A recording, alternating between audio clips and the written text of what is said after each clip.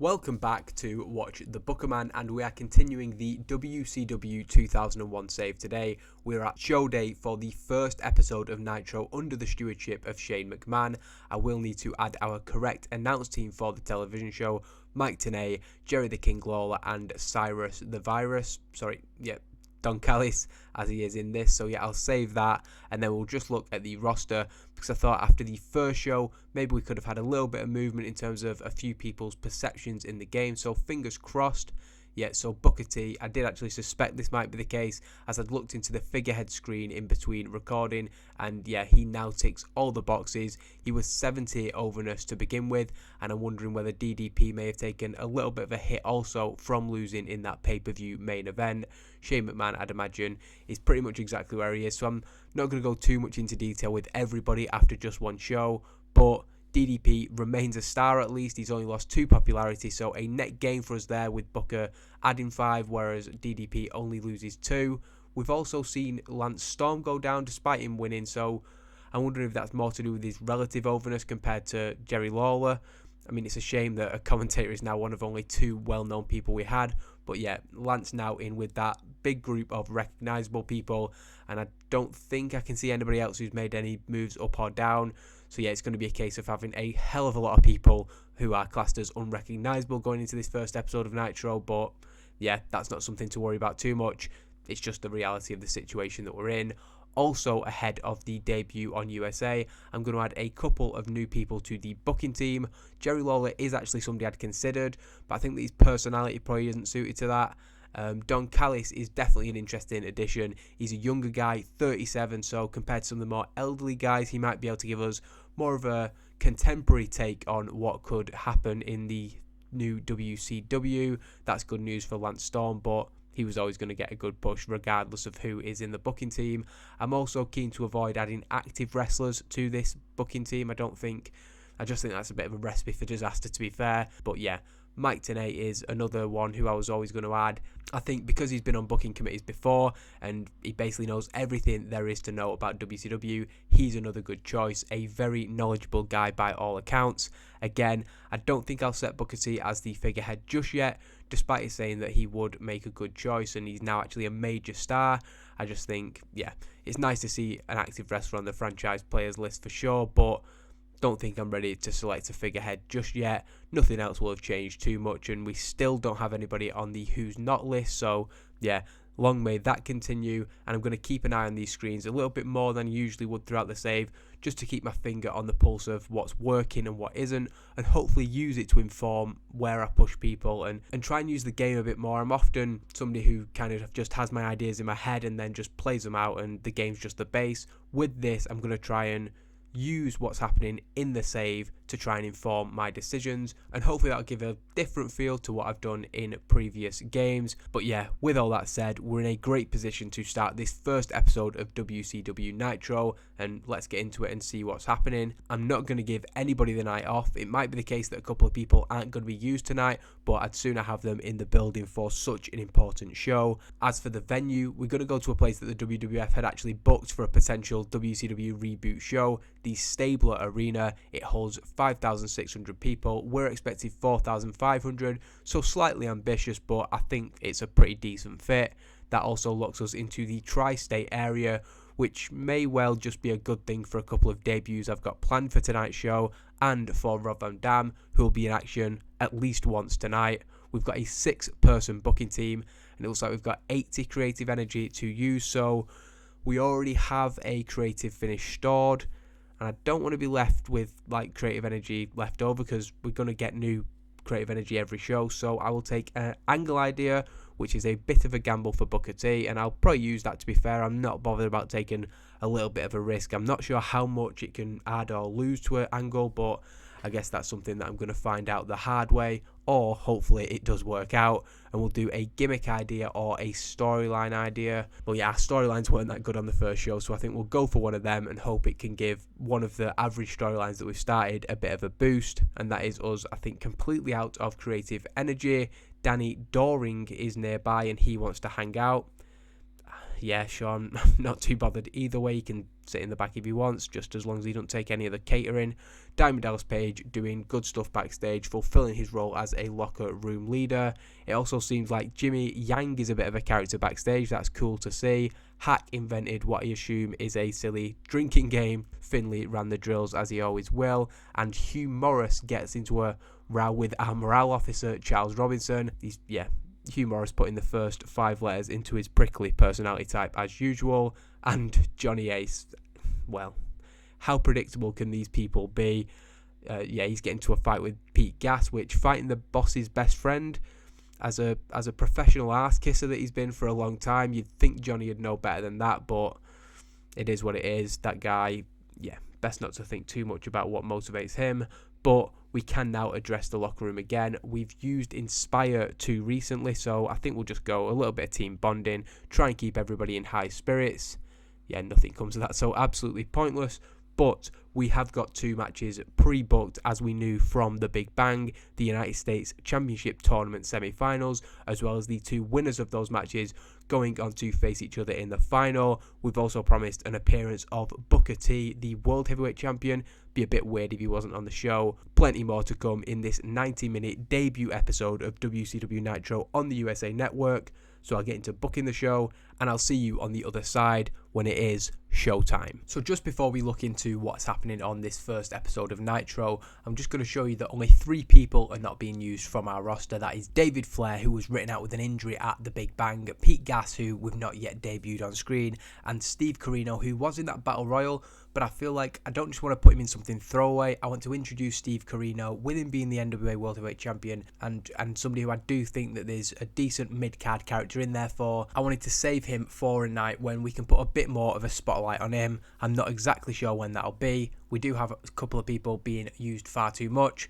Maybe that gives away the result of certain matches, but with that done, we will now go into the first episode of Nitro. And prior to that, we have a 4-on-4 match, 3 count and Romeo and Skipper facing the Young Dragons, Super Crazy and Yoshihiro Tajiri, and it had decent wrestling but not much heat, but comes out with a very, very impressive 52. I'm happy with that for 8 guys who aren't particularly over. Super Crazy does get the victory when he pins Elix Skipper with a moonsault. Not too much to say about that beyond just getting these guys on the card, and they will be introduced again. Like we said about Steve Corino, we want to give them a spotlight when we can, and this packed show wasn't really that night. We then had Reno and Johnny the Bull, who do not click as opponents. They feuded in real life, neither of them won the show, so we had them just go out there, brawl, and it actually went to a double count out, so probably making things even worse for that. We then had Devon Storm and Jason Jett, 2 guys who I'm thinking of trying as a tag team, so I wanted to see if there was any negative or positive chemistry.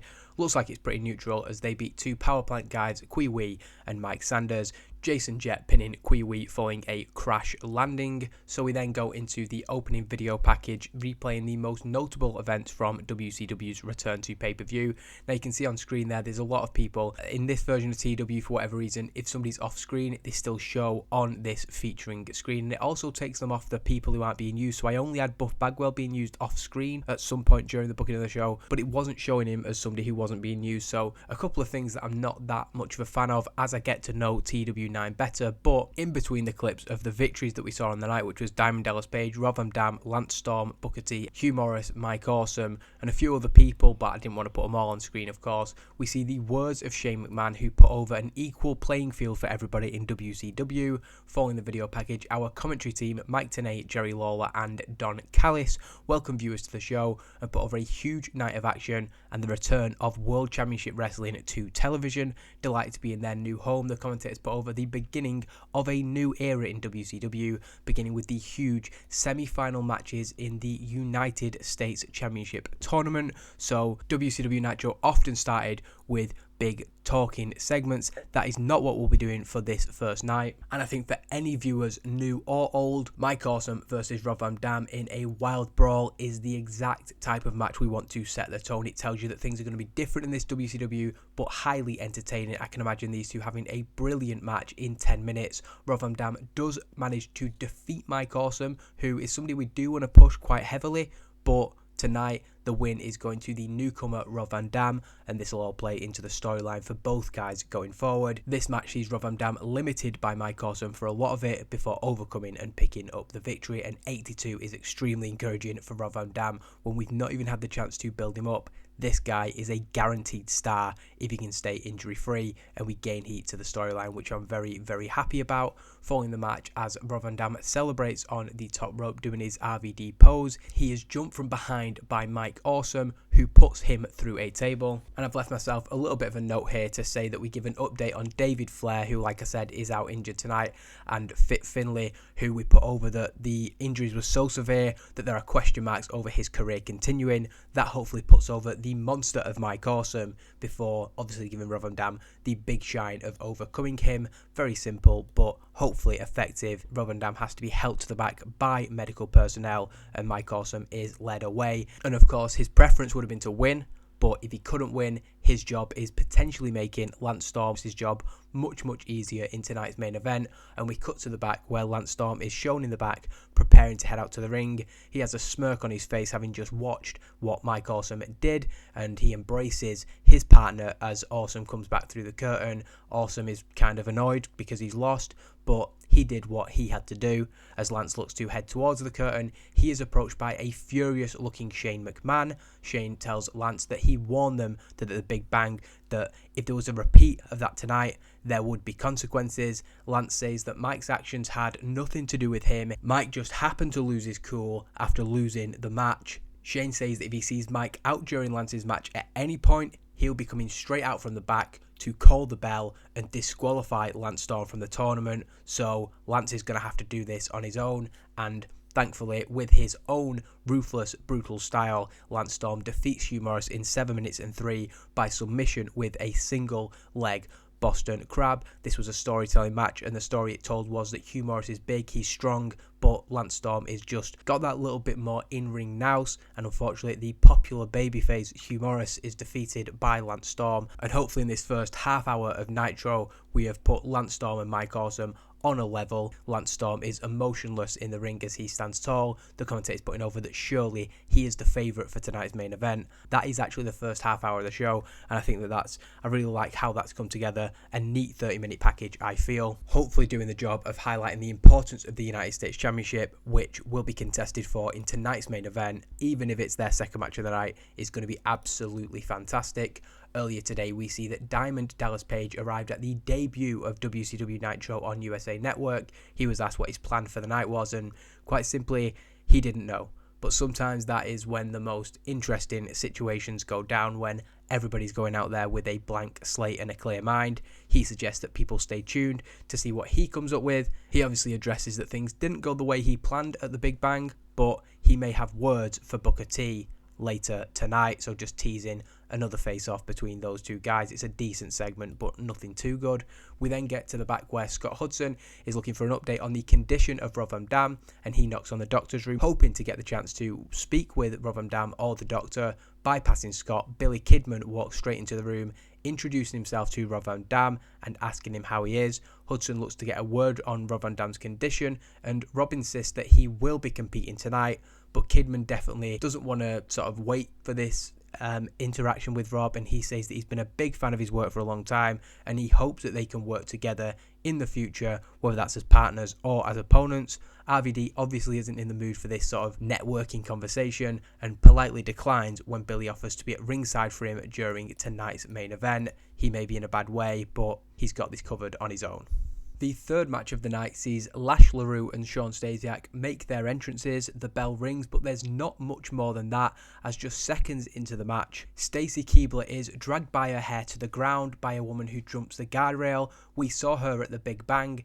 The Queen of Extreme is back. She then stands on the apron, distracting both men in the ring, who are then attacked by two men who appear from the crowd. They are quickly recognised by the commentators as Hardcore Hack and Tommy Dreamer, and they just take out both men, leading to a no contest double DQ. However you want to put it, Tommy Dreamer debuts an adequate rating for his Innovator of Violence gimmick, while Hardcore Hack gets a very good for his Hardcore Icon. So the match rating and the two guys involved in it don't really matter, which is a little bit harsh cash on them, but the Extreme Outsiders gimmick storyline starts with this match and continues in the post-match, as having jumped the guardrails just moments after Francine made her appearance, the two men, I should have mentioned also, they take out Matt Jindrak on the outside and then focus their attention on Shawn Stasiak and Lash LaRue. Matt Jindrak at ringside with Shawn Stasiak here. Dreamer uses a steel chair, Sandman or Hack uses a Singapore cane, and they just lay into the two men until the cane, the chair,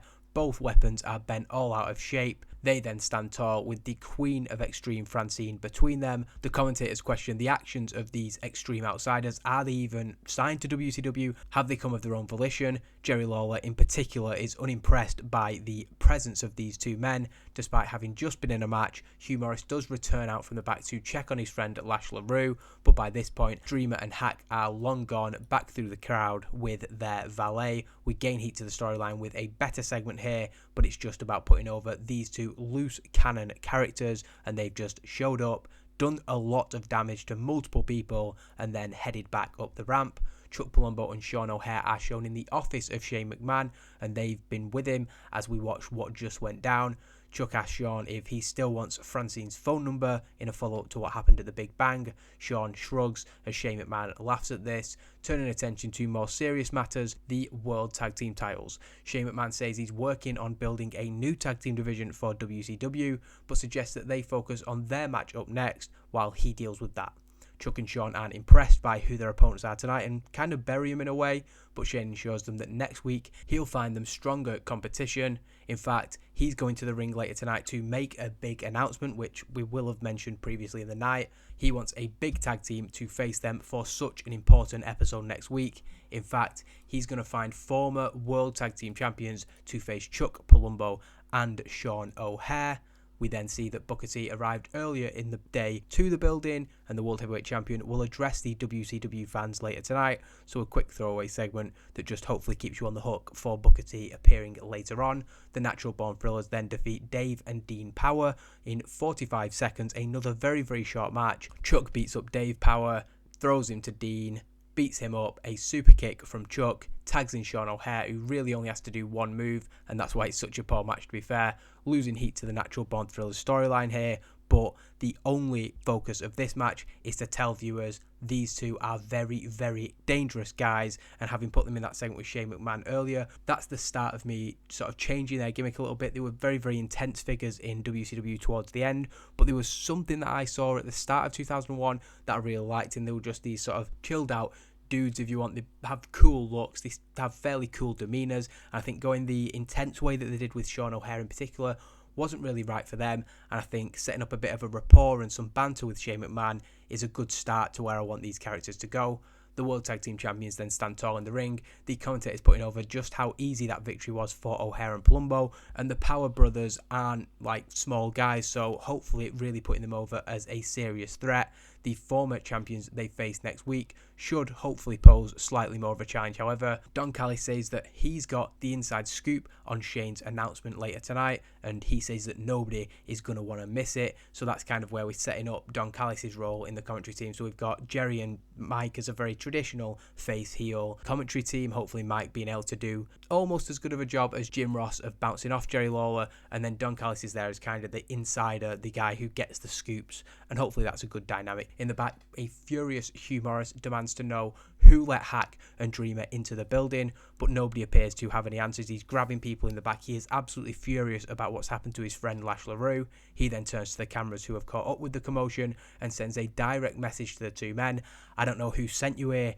I don't even know if you work here, but me and Lash are going to be waiting for you in that ring next week. So setting up something for the following episode there. And Hugh, who is obviously already annoyed about his defeat earlier in the night, he's livid about what went down just moments ago. A video package looks at the Cruiserweight title reign of Shane Helms, who defeated Billy Kidman at the Big Bang in a match that brought a permanent end to Kidman's time as a Cruiserweight.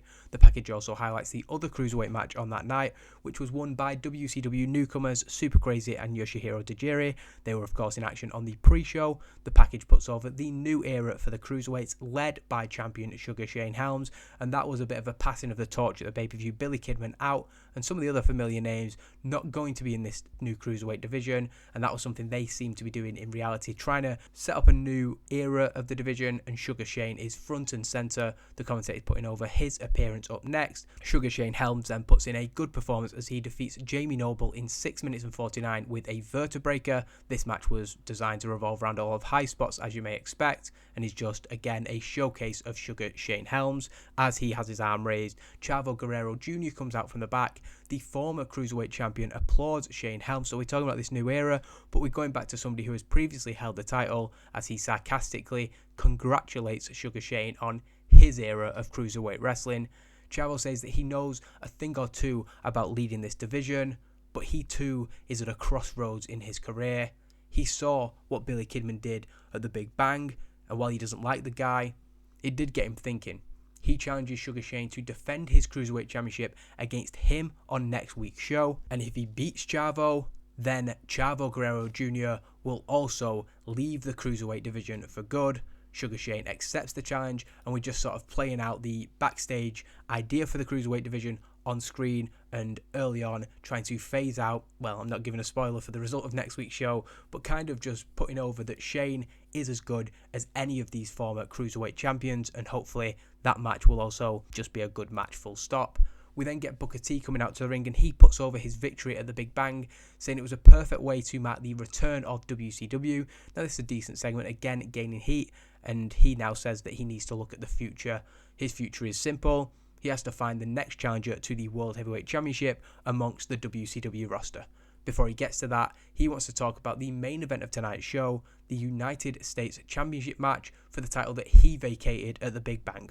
Booker, however, is cut off by Diamond Dallas Page before he can talk too much about Lance Storm and Rob Van Dam's match. Dallas agrees that their match at the Big Bang was the perfect way to show all these people, new and old, exactly what WCW is all about, and he was just seconds away from leaving as a 4-time World Heavyweight Champion. He says that Booker knows how close that match was, and he'd love another shot at the championship.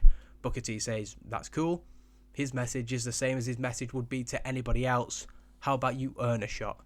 DDP seems a little bit taken aback by this. Obviously, these are 1A and 1B as it comes to the top stars in the company at the minute.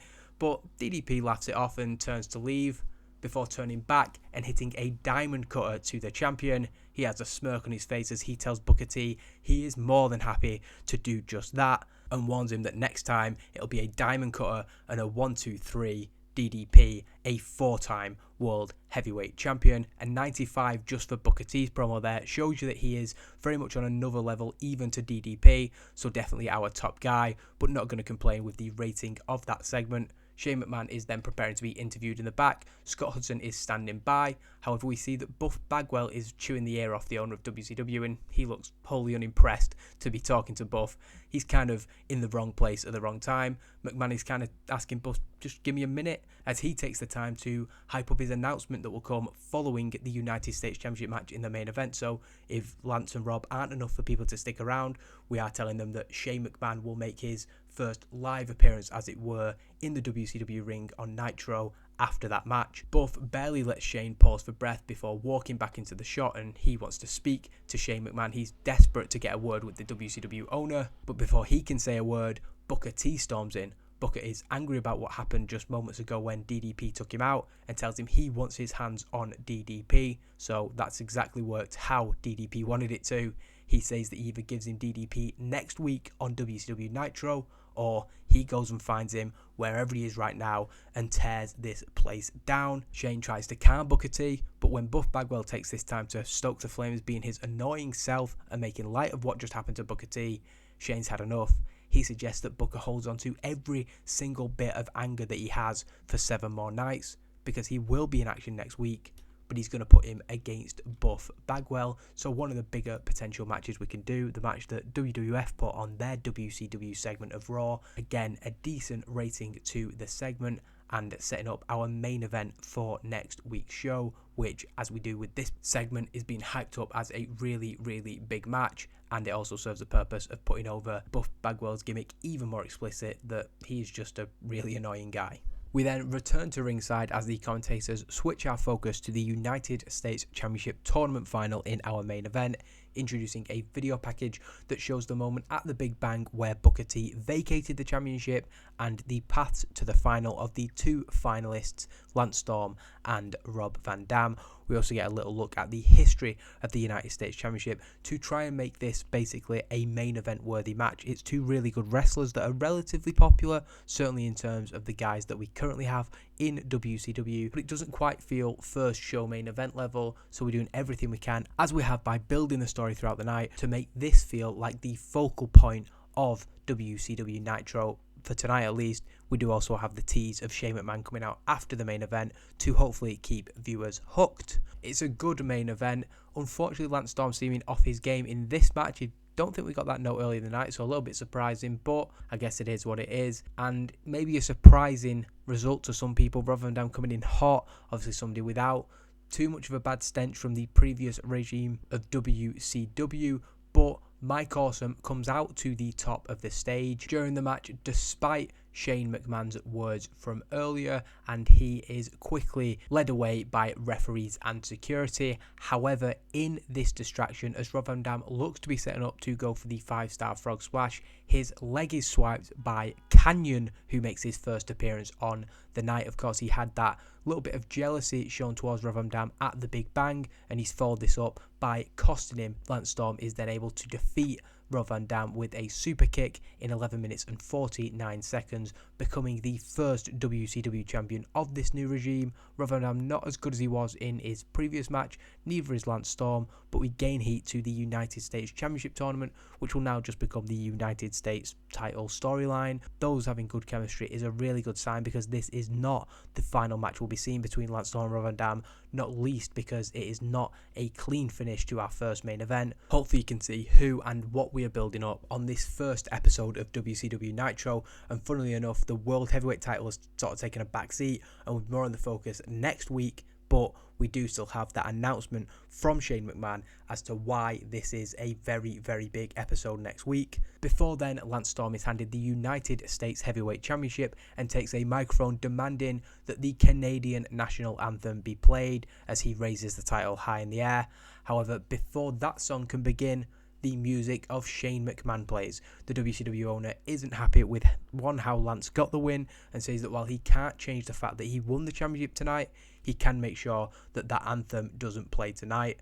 Lance Storm will get his official championship presentation ceremony next week on WCW Nitro, however, on a very special episode of WCW Nitro. It's July the 4th, a huge night in the calendar, and next week Shane McMahon is going to host WCW's Great American Bash. So we're going to do it, one, as the event, a special episode of Nitro, but also that Shane will be hosting a party in the backstage area that's going to allow us the chance to introduce everybody to as many characters as we possibly can, and those fun backstage segments that around this time WWF did do quite a lot of, and it just sort of worked in getting over dynamics between characters. You might remember sort of, I think, did Stephanie McMahon do a Halloween one that I think's pretty well remembered, and it's just a chance to have some of those entertaining backstage skits. Lance Storm doesn't look happy at all to have his moment overshadowed, even if it is by the man in charge of the company, and of course he hates the United States, so from thinking that he gets one over on the country by winning their United States Championship and getting the Canadian national anthem played, to actually have his celebration on a show that's going to celebrate the United States,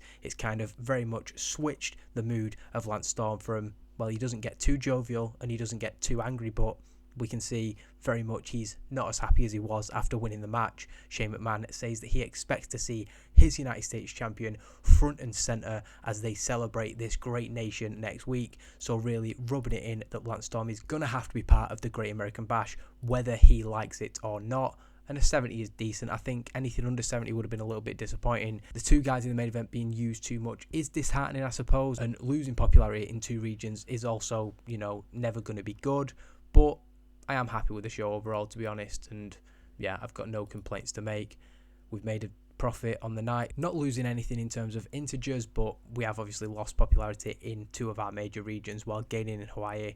but it is what it is. We're not going to have a media scrum, and that is WCW Nitro now. I think the criticism of that first show could be that there wasn't that huge segment. Of course, we had the main event, or after the main event, promoting next week's show, and hopefully that's enough of a hook to get people watching. But from the reputation of WCW at the time, I think almost a strong and stable sort of approach is going to help us here. It's not going to be something that we fix overnight. It's not going to be the WCW Nitro suddenly this amazing show in 2 or 3 weeks. We've got a lot of signings to make. We've got a lot of characters to develop. We've got a lot of people to try and get over. So it's going to be a big job and a long-term job. So I didn't just want to sort of hot shot some big angle, maybe have a stable debuting or a shocking heel turn. It just didn't feel to me like that was something we needed to do. And moreover, we've kind of presented ourselves a little bit differently, having Rob Van Dam, Lance Storm as the focus of the show. Again, you could criticize the fact that we put the United States Championship on somebody who I think had it not that long ago, within the last year. I think that the plans that I've got for Rob Van Dam, setting him up in his first storyline with Kanyon, and then having Lance and Mike Awesome both presented in different ways strongly. I think that, yeah, we've had a decent show. Set up plenty of things for next week. Booker T versus Buff Bagwell. Shane Helms defending the championship. Hack and Dreamer called out by Hugh Morrus and Lash LaRue. So I think it's going to be a really good episode. I also have some signings to make, and I'm not sure whether to do them now on screen. We've got the former World Tag Team Champions that we need to bring in on a one-night deal, and another big signing in terms of popularity that I think will really help this Great American Bash show. Should I do them on screen or should I surprise you? I think I'm going to leave the video here. Thank you for watching, and hopefully you'll join me next time for the Great American Bash with a few new faces to the company and another hugely important episode of WCW Nitro on July 4th, 2001.